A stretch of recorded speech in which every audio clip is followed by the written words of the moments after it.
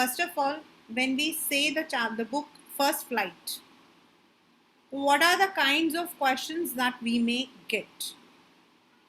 तो ये हमारा जो है, this is your main book. तो you will be getting all kinds of questions from this book. Like मैंने second में बताया था कि thematic या फिर आपका जो है you may be having more on thematic, या second आपके आता है on the character sketch. उसकी जगह पर इसके अंदर आपका थीम भी आ सकता है एंड इंटरनल क्वेश्चंस आपके बहुत सारे आते हैं. द वेरी फर्स्ट चैप्टर हमारा है glimpses of India.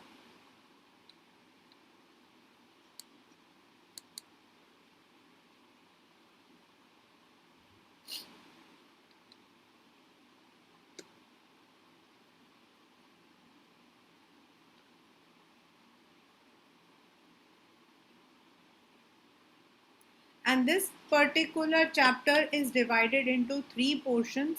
One is about the bakers in Goa. The second one is about Coorg, and the third one is about the tea estates in Assam. ये आपके जो है 3 हिस्सों में divided है. Now what are the, मतलब कि सबसे पहले तो the main theme of this chapter is, इस चैप्टर का जो थीम है वो है ब्यूटी ऑफ आवर कंट्री. हमारी जो कंट्री है उसकी सुंदरता. When we talk about Goa, it is about the culture. It is about the traditions. Now when we say Goa, तो हमारे दिमाग में सबसे पहले तो गोवा का मतलब for everyone is beach. Goa is a place of beaches. तो हमारे लिए गोवा मतलब अच्छा okay, if you want to go to Goa that means you are going to the beaches. But Goa has a long history. Goa was a Portugal colony. आपका जो गोवा है it was under the Portuguese, and it was because of the intervention by the world level leaders कि India का वो एक हिस्सा बन गया. and now Goa is the state, the smallest state in of our country. but हाँ, हम लोग जो अपने इसमें पढ़ रहे हैं, ये क्या पढ़ रहे हैं, we are reading about the time when Goa के अंदर पोर्चुगीज रूल था.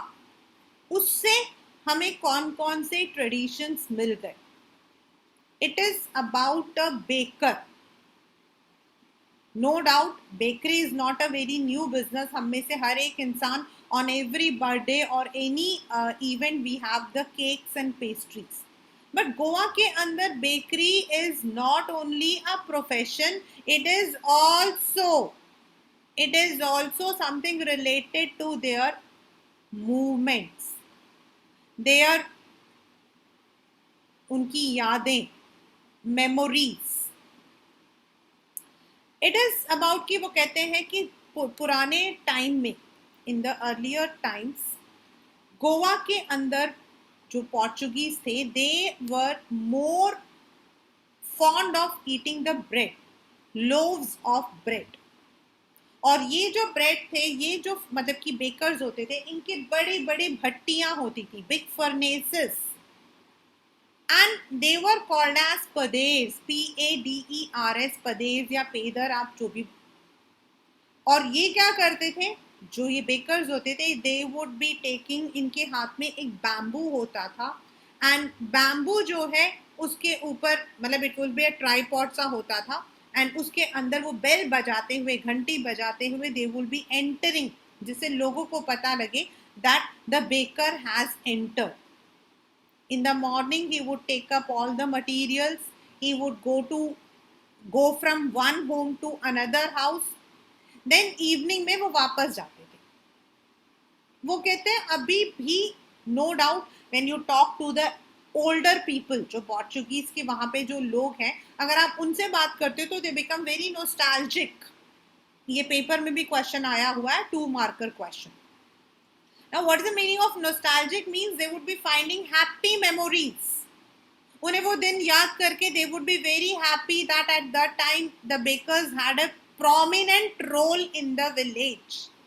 गांव में उनका काफी अच्छा रोल था। वो कहता है, मतलब जो ऑथर है वो कहता है कि ये जो बेकर्स होते थे, they would come in the morning and then go back. They would come for twice a day and the baker was very friendly. Normally जब बेकर आता था तो घर के जो मेड सर्वेंट्स होते थे, they would be coming, they would be taking the things. जैसे हम लोग रोज दूध लेते हैं, कई लोगों के घरों में एग्स आते हैं, बट यहाँ पर in Goa they used to take the loaves of bread. That was important part of their food. तो certain times there would be the round वाला जो गोल वाला बेक मतलब बनता था, तो उसके जो चारों तरफ के जो they will be having the rings. तो इंस्टेड ऑफ थ्रोइंग, बेकर क्या करता था, he would be giving them to the children. और बच्चे जो थे they would be so so so happy. ना उनको दांतुन करने की जरूरत होती थी और ना उनको कुल्ला कुल्ला करने की जरूरत होती थी। वो उसके लिए he has use the humour कि क्या दांतुन करना जरूरी है, एनिमल्स करते हैं क्या, और फिर जब हम चाय पियेंगे तो अपने आप ही कुल्ला हो जाएगा। Means they were so fond of those rings. Now they say that secondly, वहां पर baking was so prominent that any function, घर में कोई फंक्शन है, एंगेजमेंट है, मैरिज है, जैसे हमारे यहाँ मैरिजेस में there are certain food which are important like sweets. Similarly वहां पर इन गोवा, चाहे किसी की एंगेजमेंट हो, चाहे किसी की मैरिज हो, वहां एक स्पेशल तरीके का स्वीट ब्रेड बनता था जिसका नाम था बोल, BOL, बोल। And no function was complete without making बोल। वहां जो लेडीज होती हैं, अपने बच्चों की शादियां या फिर उनके एंगेजमेंट में, they have to make different kinds of sandwich, they have to make different kinds of bread. So that is why bread baking, यानी कि आपका बेकर जो है, he was one of the prominent figure in the village। ये paper में आपके question आता है कि why was the baker a prominent figure in the village। This question can be somewhat tricky also, मतलब आपको कोई सेंटेंस देकर, कोई फ्रेज देकर आपको उससे जो है रिलेट करने के लिए बोल सकते हैं। That is because they at the loaves of bread. Secondly, all the functions were incomplete without the baker or the special kind of sweet bread or sandwiches। जो वहां पर ये लोग आते थे bakers, they used to wear a peculiar dress and the name of the dress was kabai।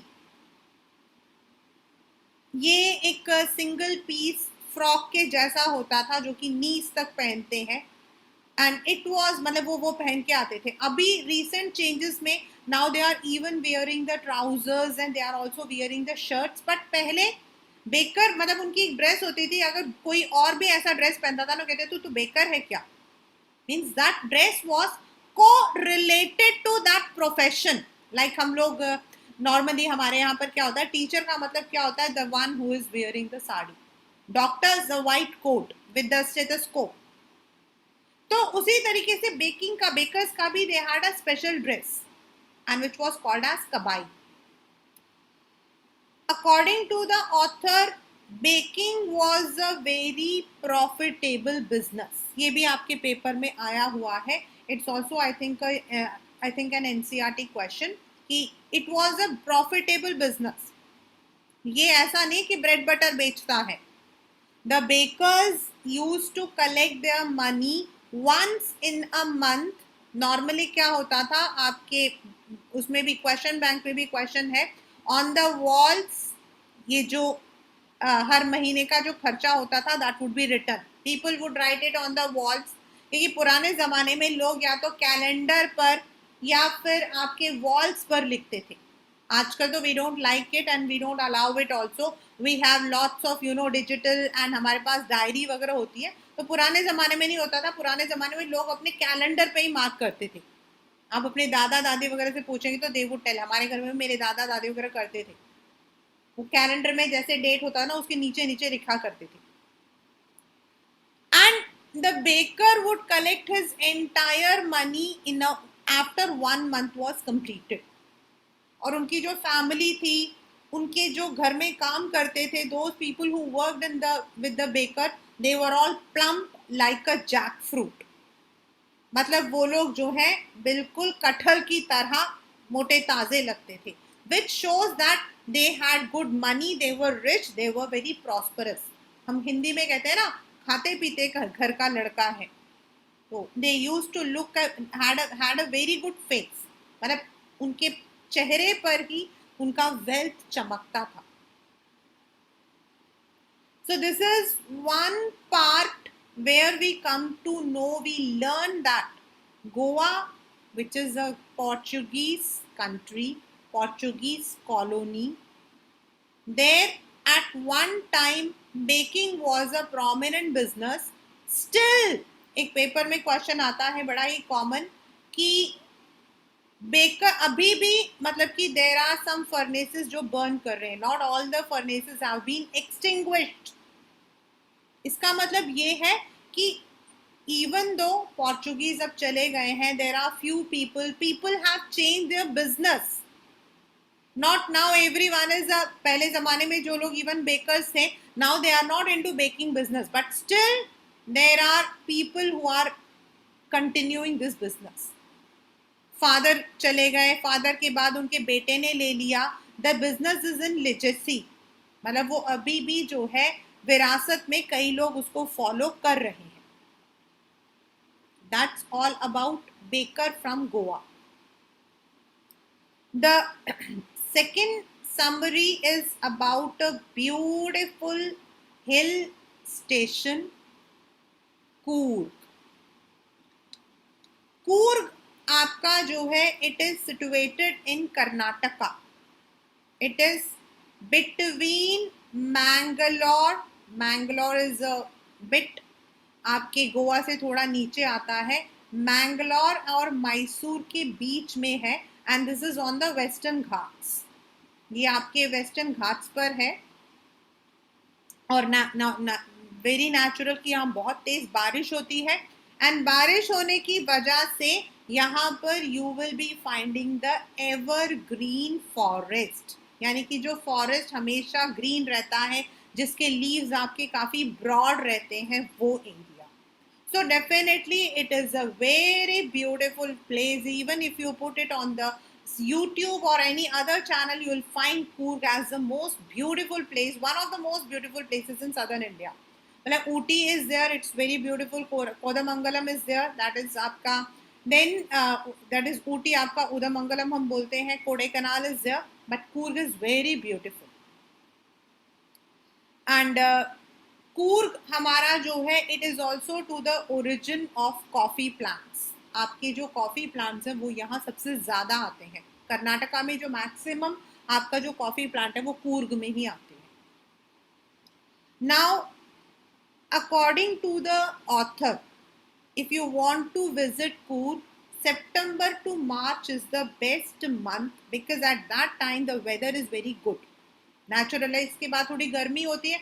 And जब बारिश होती है तो you will not be able to step out. बारिश होगी तो बाहर नहीं जा सकते हो. And that is why between September to March, if you are visiting, the weather is very nice. You will be having the mountains, you will be having the spices, plantation of coffee. आपको ये सब कुछ मिल जाता है. It when you go inside, मतलब आप वहां जाते तो invigorating मतलब चारों तरफ आपके मतलब कि इसमें एनवायरनमेंट में you will be having the smell of coffee जो आपको अपनी तरफ अट्रैक्ट करते हैं. नाउ नोबडी नोस ये जो कूर्ग है, यहाँ पे जो लोग रहते हैं, how they have come over there. Like if you go to Udamangalam, you will find some of the people from Kerala, some of the people from Tamil Nadu. मतलब it is on the border of Coimbatore. तो इसीलिए आपको वहां पे दोनों तरफ के लोग मिलते हैं. If you go to Kodaikanal, you will have completely Tamilians आपको मिल जाते हैं. बट अगर आप कूर्ग जाते हो तो आपको वहां पर जो कूर्गीज मिलेंगे, यू मतलब कि आपको बड़ा, क्योंकि उनकी जो बिल्टअप है ना, इट्स वेरी स्ट्रॉन्ग। एंड कुछ लोगों का मानना है कि maybe when Alexander had come over here to defeat the Raja Puru, तो उनमें से कुछ लोग जिनको वापस रास्ता नहीं मिला था, those who did not get the way back, वो यहाँ सेटल हुए। उन्होंने यहाँ के लोकल लोगों से शादी की, एंड दिस मतलब इस उनके जो एंसेस्टर्स हैं वो अलेक्जेंडर के सोल्जर्स को बिलोंग करते हैं, एंड शायद वो लोग जो है वही हैं, बिकॉज उनके मतलब उनका जो लुक है वो वैसा रहता है। Some people say they are having their connection to Arabians. क्यों? क्योंकि वो लोग जो वो लॉन्ग सा मतलब की जो ड्रेस पहनते हैं, which is also called as कुफिया, वो आपका कफ्तान, वो आपका जो है अरेबियन ड्रेस है। तो some people say that it is they are belonging to the people Alexander के आर्मी के हैं, तो कुछ लोगों का मानना है कि they are towards the this Arabians, but nobody knows उनके exactly who are the ancestors, but they are very brave, and मतलब वो इतने brave हैं, वहां पर जो उनकी शादियां होती हैं, इवन जो आपके रिचुअल्स होते हैं मैरिजेस में, उनमें भी they use the sword, they use the arms and all. And हमारे इंडिया का जो आर्मी है, जो रेजिमेंट ऑफ इंडियन आर्मी है, उसका जो कूर्ग रेजिमेंट है वो सबसे ज्यादा खूबसूरत, डेकोरेटिव, जब आपके जुलूस निकलता है, टैब्ल्यू निकलता है, तो it is the most decorative and most significant regiment. और जो हमारे इंडियन आर्मी के फर्स्ट आर्मी के जो चीफ थे, general Cariappa, he also belonged to Coorg. So that is why Coorg has many significance. मतलब one, it is beauty. Second is the people who are very brave. Third is even the Indian army के first जो chief थे, he belonged to Coorg, and they are the only people who are allowed to keep the arms without license. आमतौर पर अगर हम लोगों को बंदूक वगैरह रखनी है तो we need a licence, but they are not given. That is because of their, जैसे सिख लोग होते हैं उनको वो करपान रखने की परमिशन होती है, they are also given. The next is आपके पेपर में आ सकता है, explain the beauty of Coorg. This can be a 2 marker और अ 4 मार्कर क्वेश्चन। आपका ये क्वेश्चन 2 मार्क में भी आ सकता है, ये क्वेश्चन आपकी 4 मार्क में भी आ सकता है। 2 मार्क में आएगा तो आपको सिर्फ इतना ही लिखना है, that Coorg is a beautiful place. River Kaveri आपका जो है that originates in the Brahmagiri hills, and it is about too many animals, birds, flora and fauna. लेकिन अगर 4 मार्क्स में आता है तो आपको बताना है कि कूर्ग आपका जो है, it is situated in Karnataka between Mangalore to Mysore. Then आपको उसके बाद इसमें ये वाली चीजें बतानी, आपको वहां के लोगों के बारे में नहीं बताना है। You have to tell that वहां पर रिवर कावेरी जो है, it originates in the Brahmagiri village, sorry आया हिल्स। देन वहां पर सबसे बड़ा लार्जेस्ट फ्रेश वाटर फिश आपका, जिसका नाम है महासीर, ये सबसे लार्जेस्ट फ्रेश वाटर है, ये पाया जाता है। And then when you look from the Brahmagiri village, you can look at the beautiful place of Coorg, जहां तरह तरह के एनिमल्स, तरह तरह के बर्ड्स, आपके बेसिकली वहां एलिफेंट्स एंड लंगोर्स एंड आपके जो मंकीज हैं बहुत ज्यादा आपको दिखाई देते हैं। देन नियर कूर्ग के अंदर ही there is an island of Nisargadhama, Nisargadhama, जहां आपका जो है, it is an riverine island, मतलब रिवर से चारों तरफ घिरा हुआ है। वहां आपको जो है मतलब कि बुद्धिस्ट मॉन्क आपके वहां रहते हैं। ये सब आपको 4 मार्क्स में जो है you have to explain. Bylakuppe is the name जहां बुद्धिस्ट मॉन्क्स जो हैं वो रहते हैं. They live there. So in 2 marks you can only write that it is a beautiful place, or it is an abode to plantation, coffee plantation, spices, many kinds of animals and birds are found here. But अगर 4 marker में आएगा, first of all you have to tell where it is situated. Then आपको बताना है कि वहाँ river Kaveri है, वहाँ पर mahseer the largest fresh water fish है. देन आपके बुद्धिस्ट मॉन्क्स हैं. Apart from that it is a place for spices plantation, and you can find different kinds of animals like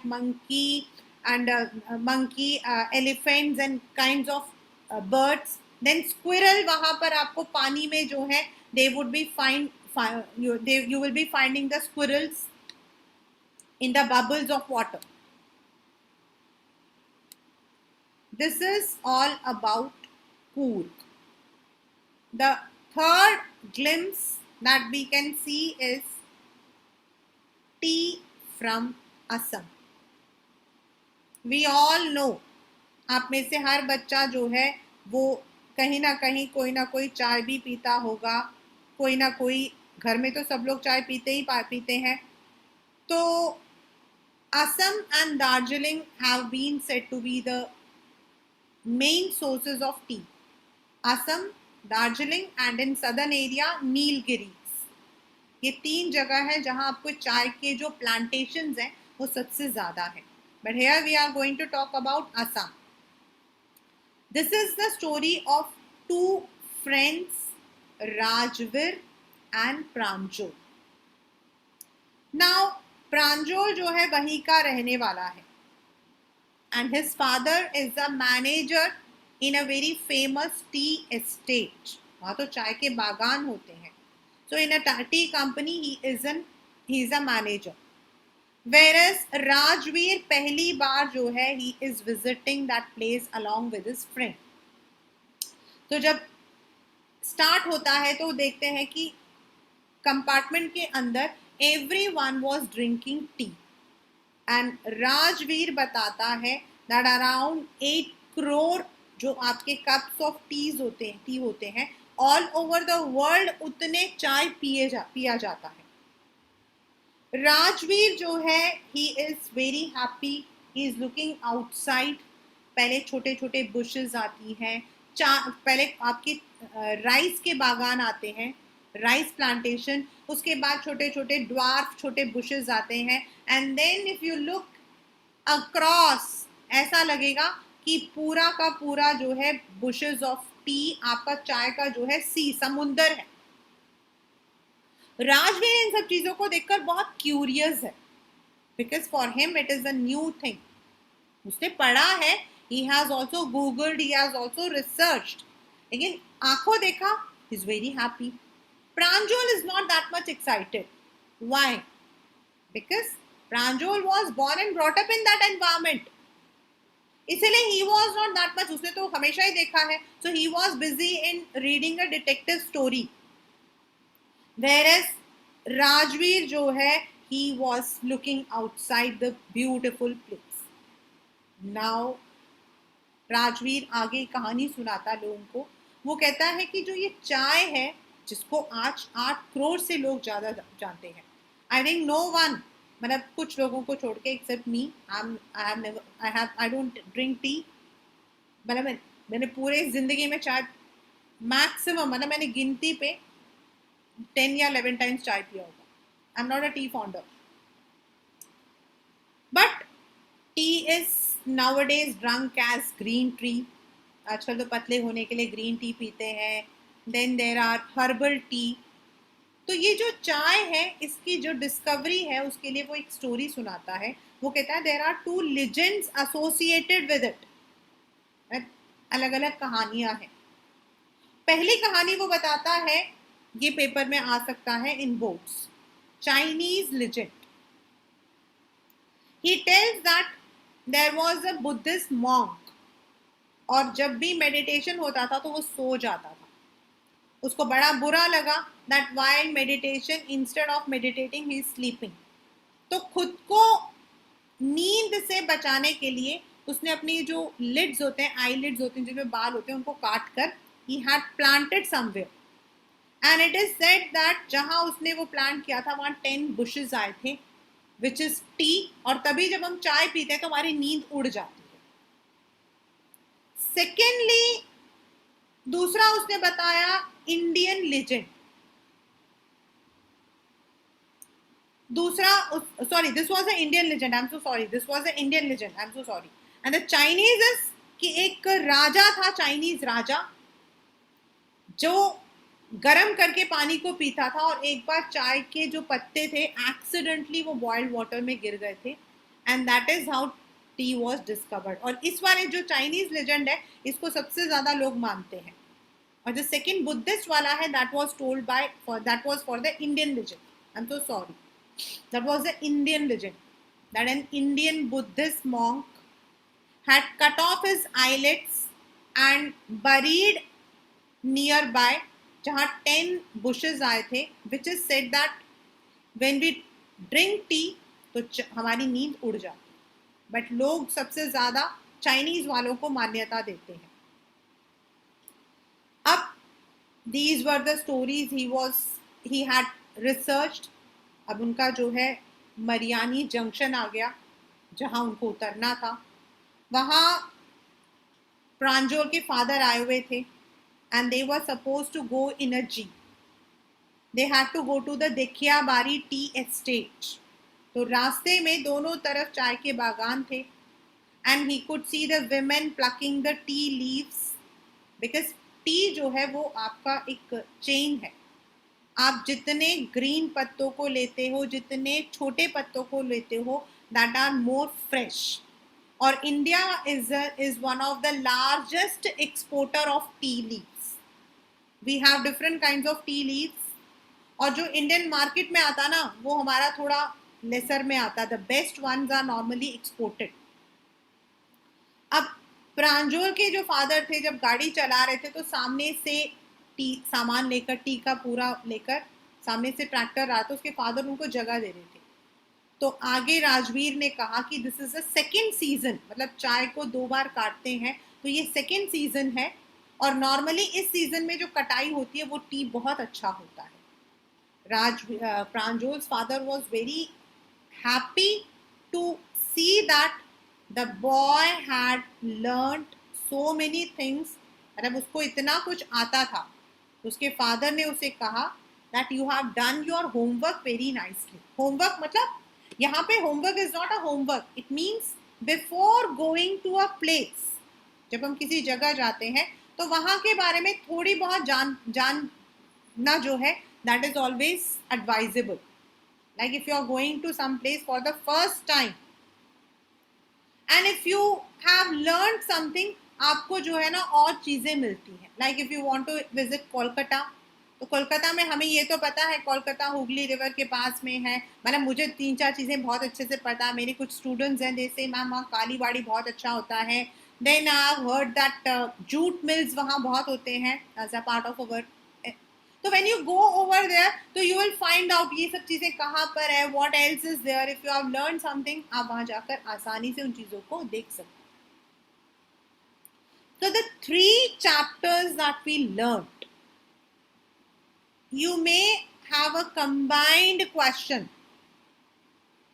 This is about glimpses of India. तो glimpses of India मतलब India इतना vast है. If you look into Goa, that's on the western coast, the smallest state. Then Coorg जो कर्नाटका में, it's a hill, and Assam आपका extreme east, north east. 3 अलग अलग आपकी जगह है, बट तीनों में कुछ ना कुछ ब्यूटी है। Take from Kashmir to Kanyakumari, each state has one cuisine, each state has its own identity, some history, some contribution to the beauty of our country. Rajasthan folklore, Punjab आपका खाना पीना, गेहूं के खेत. So if you look into each and every place, you will see that these India is full of beauty, and these three were just a glimpse, right? Now, the last, sorry, for the today session, the last chapter that I am going to take it, Sermon at Benares.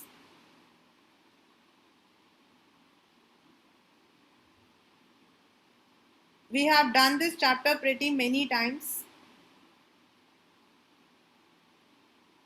This is about, इसमें theme आपका आ सकता है.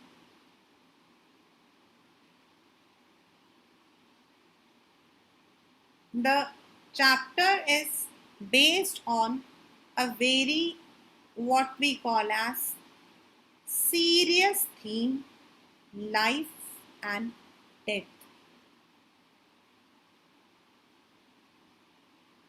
The theme is acceptance.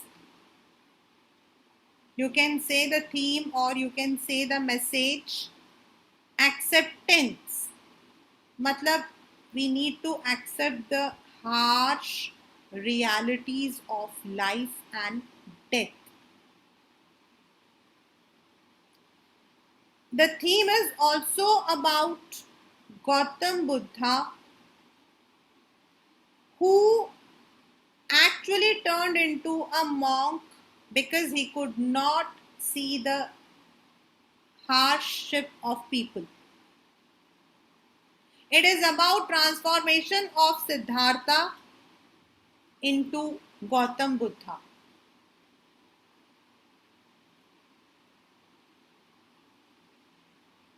Siddharth Gautam जो है, he was a very rich prince. He was born into a North Indian royal family. He had never, जैसे हमने वो Prince वाला लास्ट उसमें पढ़ा था, पिछले साल पढ़ा था, उसी तरीके से happy Prince, he had never seen any grief in his life. उसने अपनी लाइफ में कभी भी दुख दर्द नहीं देखा था. He enjoyed all the riches of life and when he was 12 years, क्योंकि उन दिनों में हमारे पास फॉर्मल जो है एजुकेशन नहीं होता था. जो लोग उसमें रहते थे काम मतलब कि जो बच्चे पढ़ने जाते थे गुरुकुल, तो उनको एक एज के बाद भेजा जाता था and they used to learn the basic, हमारे जितने भी बुक्स हैं, द स्क्रिप्चर्स, देन आर्म्स, इन सब चीज़ों को सिखाया जाता था. So he had gone at the age of 12 years and for 4 years he, मतलब कि वहाँ पर उन्होंने जो है स्क्रिप्चर्स वगैरह की पढ़ाई. And when he was around 16 years, he was married off. That was a time when child marriages were very common. Now he was enjoying the same life, both he and his wife Yashoda. बड़े अच्छे से खुशी से अपने मतलब कि कर रहे थे. And 10 years they had lived a life which was far away from the unpleasant experiences of the world. उन्होंने दुनिया के कोई दुख नहीं देखे थे. राजा लोग थे, everything was at their feet. One day he was on a hunting spree. तो उनको कैरेज में लेकर जा रहे थे, अपने चैरिटर के साथ वो जा रहे थे, तो उन्होंने देखा सबसे पहले एक बीमार आदमी. Then he saw an aged man. Then he saw a funeral procession and a person who was begging. ये जो चीजें थी, this was an eye opener for him. He could not understand कि क्योंकि उन्होंने तो अपने 26 साल जो है, he had lived a life which was away from all these. He was living a comfortable life. उन्होंने तो कभी देखा नहीं था कि दुख क्या होता है, बुढ़ापा क्या होता है, मतलब कि लोगों के पास खाने के लिए पैसा नहीं होता तो they have to beg. He was moved from his heart. उन्होंने अपने जो चैरिटर उनसे क्वेश्चन पूछा, उन्होंने एक एक का जवाब दिया. ये आदमी मतलब बीमार है, ये आदमी बूढ़ा है, ये चीजें उनको समझ नहीं आई. Why this much of sufferings are there? Therefore उन्होंने चुपचाप अपने बच्चे और अपनी पत्नी को सोते हुए छोड़ दिया. And he went in search of salvation. जब वो salvation में गए तो it was not one day. He roamed around for many years. Then he sat under a tree, banyan tree, जिसको बाद में बोधि ट्री बोला गया था. There, after continuous meditation, उनको जो है एक enlightenment मिला, मतलब उनको समझ आया the realities of life. And then he thought, अब वो ये realities जो है इनको वो preach करेंगे to all. And he had his first sermon at the city of Benares. Why? This is because Benares is a city which is situated on the river Ganges, जहाँ आपके बहुत सारे पंडित, जहाँ आपके बहुत सारे साधु संत आते हैं. And he wanted to share his ideas of life with those people, with the learned people. And जगह जगह पे from time to time he would be giving his sermons. Sermon का मतलब होता है spiritual speech. अब वो बताते हैं अपने सरमॉन में कि एक लेडी थी जिसका नाम था किसा गोतामी, जिसका एक बच्चा था जिसकी डेथ हो गई. नेचुरल है कि death gives us unending pain, और वो भी बच्चा. That women became mad. वो एकदम पागल हो गई. She couldn't understand what to do. वो हर घर में गई, सबसे बोला मेरे बच्चे को वापस जिंदा कर दो. कुछ लोगों ने तो उसका मजाक उड़ाया, देखो पागल हो गई है. कुछ लोगों को लगा she has lost her senses. Ultimately there was a man who directed her to go to Lord Buddha. शायद वो उनकी प्रॉब्लम्स को सॉल्व कर दे. So she now came to Lord Buddha. Lord Buddha ने उनकी प्रॉब्लम को सुना. उन्होंने कहा ठीक है, मैं आपके बच्चे को जो है जिंदा कर दूंगा. She was very happy. But lord also put a condition.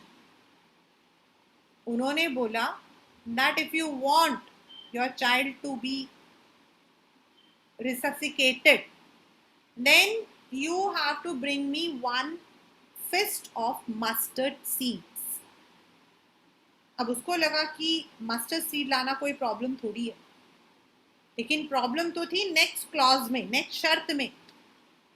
He said the mustard seed should be brought from a house where there had been no death of anyone in the near and dear.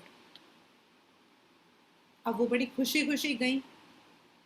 Everyone was happy for her and everyone said we can give you the mustard seeds, but sorry, we don't have any memory जहां हम ये बता सकते हैं कि there was no death. That is the saddest part of our lives. चाहे दोस्त हो, चाहे माँ हो, चाहे पिता हो, चाहे अंकल हो, आंट हो, किसी ना किसी की तो डेथ हुई. She was, पहले तो she was reinstated with hope, but later on she was dismayed. Dismayed मतलब disappointed. अब वो एक एज पर बैठ गई. रात शाम का टाइम हो रहा था, लाइट फ्लिकर हो रहा था, बुझ बुझ कर चल रहा था.